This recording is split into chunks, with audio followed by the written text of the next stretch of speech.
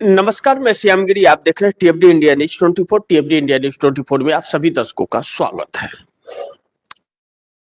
CM योगी ने मोदी को hijack कर दिया या कर लिया। मोदी का खेल तब तो खत्म हो जाएगा अगर योगी हाईजैक कर ले तो मोदी की कुर्सी योगी के हाथ।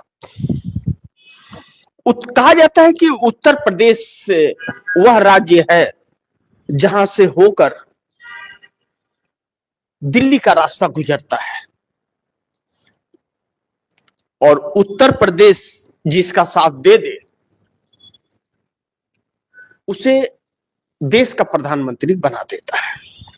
इसलिए अनुमान ज्यादातर इस देश में जो भी प्रधानमंत्री हुए वह उत्तर प्रदेश से जीत कर ज्यादा आए। अब ऐसे में ऐसा नहीं है कि उत्तर प्रदेश से नहीं जीतने वाला प्रधानमंत्री नहीं बना, ऐसा बिल्कुल भी नहीं है। लेकिन उत्तर प्रदेश वह रास्ता तय करता है प्रधानमंत्री की कुर्सी का। जिसे यूपी का सपोर्ट मिला वह पीएम बन जाता है, क्योंकि 80 लोकसभा की सीटें उत्तर प्रदेश से आती हैं। अब ऐसे में उत्तर प्रदेश इस देश का बड़ा राज्य है, 403 विधानसभा सीट और 80 लोकसभा की सीट। वहां जो मुख्यमंत्री होता है उत्तर प्रदेश का, चाहे किसी भी दल का हो, उसका लेवल जो है किसी प्रधानमंत्री से कम का होता भी नहीं है। लेवल वही होता है उसका। और उस राज्य के मुख्यमंत्री से बात करने के लिए या उसकी तुलना करने के लिए बहुत सोचना पड़ता है, क्योंकि 403 विधानसभा की सीट हमारे देश में सिर्फ उत्तर प्रदेश में सबसे बड़ा राज्य, 25 करोड़ की आबादी। अब वहां पर भारतीय जनता पार्टी का शासन है और योगी आदित्यनाथ सीएम। सवाल यह है कि योगी आदित्यनाथ मोदी के रिमोट से नहीं चलते हैं, वह अपना रिमोट चलाते हैं और किसी की नहीं सुनते हैं। लेकिन अगर खबर यह निकल जाए कि वह योगी आदित्यनाथ मोदी को हाईजैक कर रहे हैं, जो मोदी सबके ऊपर अपना राज, अपना कब्जा दिखाना चाहते हैं, सबके ऊपर अपनी तानाशाहियां कायम करना चाहते हैं, उसको हाईजैक करने लगे तो इस बात की पुष्टि अमेरिका के अखबार ने किया है। 365 दिन की रिपोर्ट करने के बाद इस नतीजे तक अमेरिका के अखबार पहुंचे हैं, मीडिया पहुंची है और तब उन्होंने प्रकाशित किया। लेकिन योगी आदित्यनाथ को इसीलिए हटाने के लिए हर संभव प्रयास गुजरात लॉबी कर रही थी, जो दांव लगातार उल्टा पड़ रहा है। अब उत्तर प्रदेश के अंदर अगर भाजपा और आरएसएस का अस्तित्व समाप्त होता है, हार होती है या पार्टी वहां पर बिखरती है, तो मोदी शाह का खेल खत्म हो जाएगा। यानी कि फिर दिल्ली के अंदर केंद्र की सरकार में सत्ता पर कायम रहना नामुमकिन सी बात हो जाएगी, खेल समाप्त हो जाएगा दोनों का। क्योंकि उत्तर प्रदेश ही है जो सरकार बनाने का परमिशन देता है सबसे पहले। आप बहुमत में तभी आ पाओगे जब उत्तर प्रदेश थोड़ा और साथ छोड़ दिया होता तो आज प्रधानमंत्री नरेंद्र मोदी नहीं होते। 33 सीटें अगर नहीं आई होती तो 240 के भी आंकड़े को नहीं छू पाते और आज प्रधानमंत्री नहीं होते। लेकिन यहां पर मोदी शाह के प्लान को सीएम योगी जो है उन्होंने फेल कर दिया। कोशिश तो की गई ब्राह्मण समाज, ठाकुर समाज के विधायकों से बगावत कराने का। अब ऐसा नहीं है कि उत्तर प्रदेश की सत्ता गंवा बैठे मोदी और शाह या आरएसएस भुक्खड़ है राजनीति का, उसे सत्ता जरूर चाहिए। बड़ी वर्ष मिन्नतों बाद सत्ता उसके हाथ में आई है, और ऐसी सत्ता आई है जिसमें पैठ बनाई है। नहीं तो अटल बिहारी वाजपेयी के वक्त सत्ता का यह स्वाद उसे नहीं मिला था, आरएसएस को, क्योंकि अटल बिहारी वाजपेयी देश के प्रति समर्पित थे आरएसएस के, लेकिन राजनीति में आने के बाद वह देश के प्रति समर्पित थे, और नरेंद्र मोदी तानाशाह के प्रति समर्पित है। तो एक तानाशाह को दूसरा तानाशाह से अगर मुकाबला हो जाए, फिर तो उसकी लग गई ना लंका। तो ठाकुर और ब्राह्मण को जिस तरह से धार बनाया गया ब्रजेश पाठक और केशव प्रसाद मौर्य के जरिए, वह चल नहीं पाया भाजपा का, मोदी शाह का।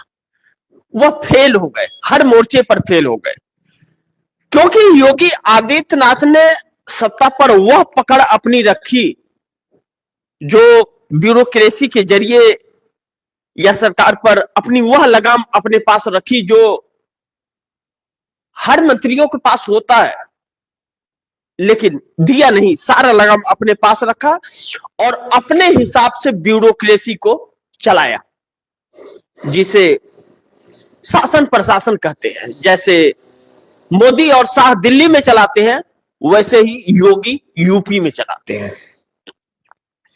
अपने लोगों को ला करके बैठा देना, जैसे मोदी गुजरात वालों को ला करके बैठा दिए ना, वैसे योगी अपने वालों को बैठा देते हैं। डिप्टी सीएम किसी काम के नहीं, मंत्री किसी काम के नहीं, एक चपरासी को भी वह आदेश दे तो उनका नहीं सुनता। डिप्टी सीएम की हैसियत नहीं कि वह अपने क्षेत्र के, अपने पुलिस चौकी के दरोगा से या हवलदार से कुछ अपना काम करवा ले,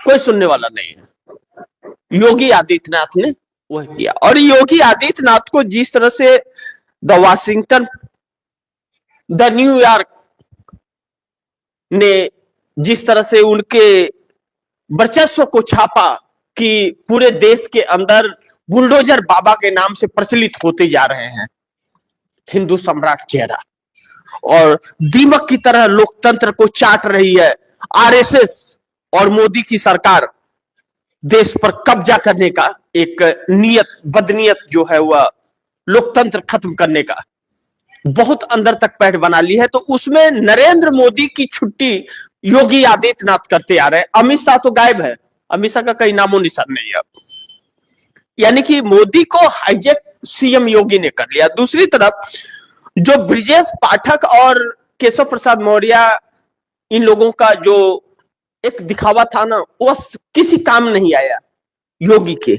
इसीलिए अब अमित शाह और मोदी किसी भी कीमत पर योगी आदित्यनाथ को हटा देना चाहते हैं, नहीं तो योगी आदित्यनाथ मोदी की जगह ले बैठेंगे। और योगी आदित्यनाथ तभी दिल्ली आएंगे जब मोदी का स्थान योगी को मिलेगा।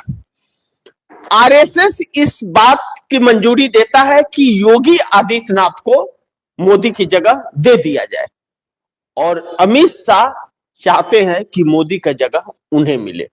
और इस वक्त सरकार जो है अमित शाह ही चला रहे हैं, वही सारे फैसले ले रहे हैं, बाकी नरेंद्र मोदी तो कठपुतली हैं, बना बना हवाई है। लेकिन अब ऐसे में उत्तर प्रदेश जो भारतीय जनता पार्टी के लिए बहुत जरूरी है, योगी आदित्यनाथ यह बात जानते हैं कि इतना आसान नहीं है। मोदी और शाह अलग अलग षड्यंत्र जरूर करेंगे या कुछ भी कर सकते हैं, किसी भी हद तक जा सकते हैं। तो ऐसे में योगी आदित्यनाथ जिस रास्ते पर काम कर रहे हैं कि हम कहते हैं ना, न खेलेंगे न खेलने देंगे, खेल को बिगाड़ देंगे। अगर योगी आदित्यनाथ को हटाने की कोशिश या 2027 में चुनाव के बाद उनके साथ धोखा देने की कोशिश भी की, तो योगी आदित्यनाथ ऐसे मोड़ पर ला करके खड़ा करेंगे भारतीय जनता पार्टी को उत्तर प्रदेश में, न 56 में न 56 में सरकार नहीं बना पाएगी। अखिलेश यादव के हाथ में सरकार चली जाए, लेकिन भाजपा के हाथ में सरकार नहीं रहेगी। और ऐसे मोड़ पर नरेंद्र मोदी के लिए 2029 में बड़ी संकट पैदा हो जाएगी। एसआईआर फैसआईआर कुछ काम नहीं कर पाएगा अगर समाजवादी पार्टी की सरकार आ गई तो। यह पेच आकर के उत्तर प्रदेश के अंदर बुरी तरह से फंस गया है। अब क्या 46 विधायक जो ब्राह्मण हैं उत्तर प्रदेश के, हमेशा चर्चा में इस वक्त बने हुए हैं, उनकी बैठक ही चर्चा में हो गई क्योंकि 2 बैठकें हो गई उनकी। तो 46 विधायक ब्राह्मण के और ठाकुर विधायक की चाल मोदी की धरी रह गई। क्या यह मोदी की चाल थी? इसलिए इस पर शक कहा जा रहा है क्योंकि ब्रजेश पाठक जो डिप्टी सीएम है, जिनकी अगुवाई में 46 विधायकों की बैठक हुई या जो चर्चा का विषय बना हुआ है, वह अमित शाह के बहुत खास है। तो मोदी और अमित शाह के खिलाफ वह कैसे कर सकते हैं? सवाल ही नहीं उठता है, नहीं कर सकते। वह इनकी कठपुतली है और इस बात को योगी आदित्यनाथ जानते हैं। लेकिन सवाल यह है कि सभी ब्राह्मण समाज के जो विधायक है, क्या वह मोदी और शाह से खुश है? क्या मोदी और अगर योगी नहीं दे रहे हैं सम्मान, तो मोदी और शाह सम्मान दे रहे हैं क्या उन्हें? इस बात को भी वह सोचने को मजबूर है। और अगर वह नाखुश है तो वह समाजवादी पार्टी में चले जाते, तो गए तो नहीं। ऐसे में लग रहा है कि वह एक कठपुतली है। लेकिन दूसरी तरफ जो ठाकुर समाज के